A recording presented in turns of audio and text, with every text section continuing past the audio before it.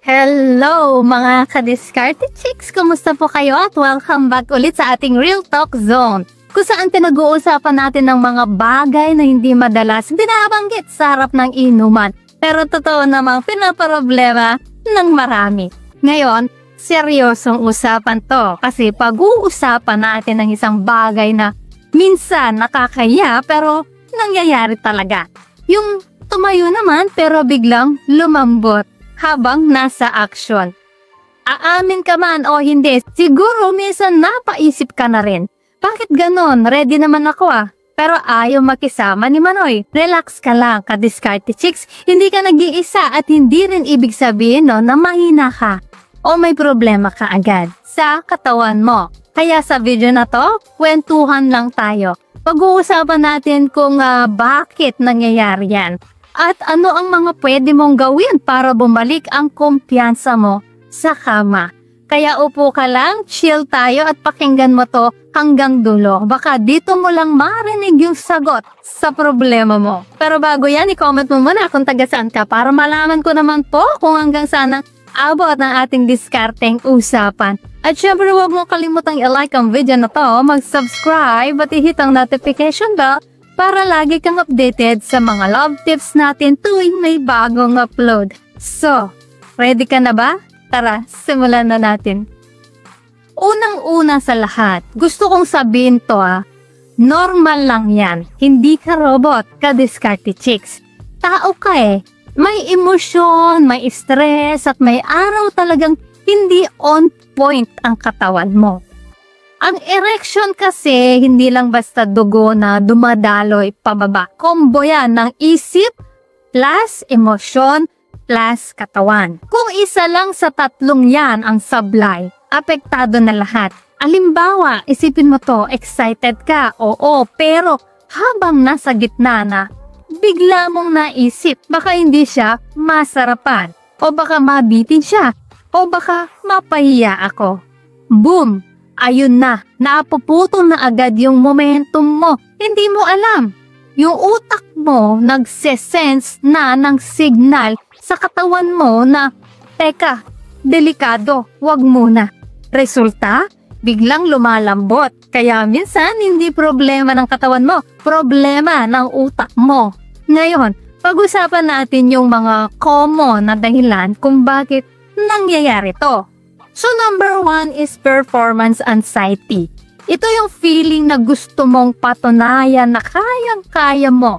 Lalo na kung bago lang kayo ni partner o gusto mong magpakitang gilas. Pero sa sobrang pressure, nawawala na yung natural na rhythm. Para kang player na gusto magpakitang gilas. Pero dahil sa pressure, sablay tuloy ang tira.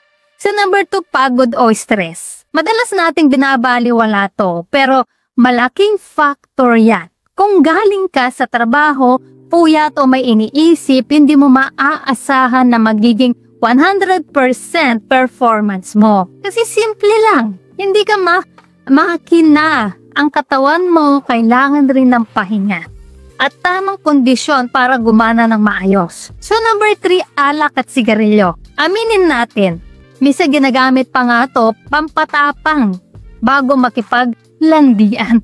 Pero ang totoo, pareho silang nakakaapekto sa daloy ng dugo.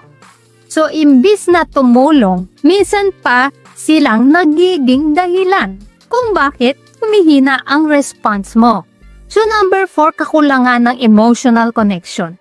Hindi lahat ng babae pareho. Ka-Diskarte Chicks, minsan kahit maganda at game si partner, kung wala kang tunay na connection sa kanya, hindi rin nagre-response ng buo ang katawan mo. Hindi mo lang talaga feel at normal lang yan. Lalo na kung may tensyon o tampuhan bago mangyari. Sa number 5, medical reasons.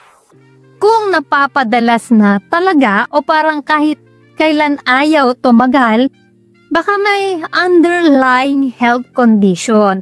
Gaya ng high blood, diabetes, o hormonal imbalance. At dito mas okay kung magpatingin ka na sa doktor para sigurado. So kung nangyari na nga to, anong gagawin mo?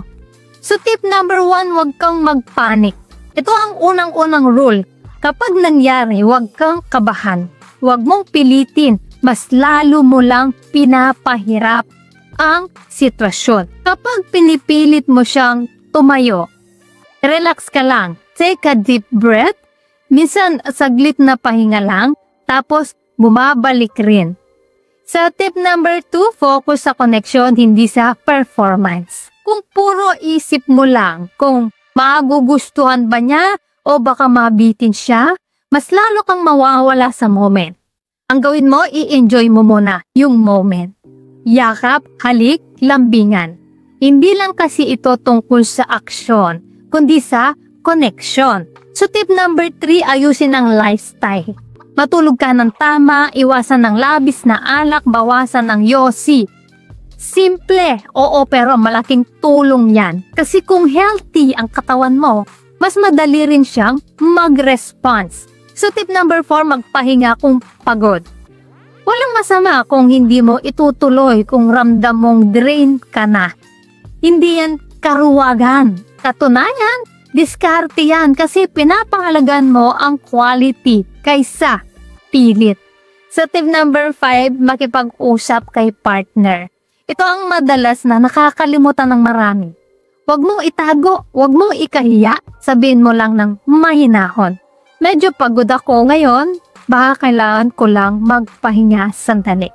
Trust me, kapag nakita niya na confident ka pa rin, kahit ganon, mas maiintindihan ka niya at minsan mas nagiging intimate pa nga yung moment dahil sa honesty mo.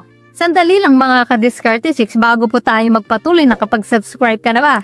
Baka naman, i-hit mo na ang subscribe button. Ngayon na, as in now na. Para mas marami pa tayong madiskarteng pag-uusapan sa susunod. Ngayon, kung madalas na itong nangyayari, tipong halos every time, kahit relax ka naman o kahit iba-ibang sitwasyon, baka kailangan mo na magpatingin sa doktor or urologist. Hindi ito tungkol sa hiya. Tandaan mo, kung sa sasakyan nga, nagpapatingin tayo kapag may problema sa makina, bakit sa katawan mo pa? Kaya hindi. May mga simple tests at treatments na makakatulong para bumalik ang normal na function mo. At minsan, simple lang pala, gaya ng pag-adjust sa gamot o diet. Alam mo, ka-Diskarte Chicks, gusto kong linawin to ha. Ang tunay na lalaki hindi sinusukat sa tigas, kundi sa tiwala at kumpiyansa. Marami dyan na matitigas nga pero insecure, pero yung marunong humawak ng sitwasyon, marunong magpaliwanag, marunong magpahinga, yun ang may tunay na diskarte. Kasi sa totoo lang, karamihan sa mga babae hindi naman yan hinahanap yung perfect performance.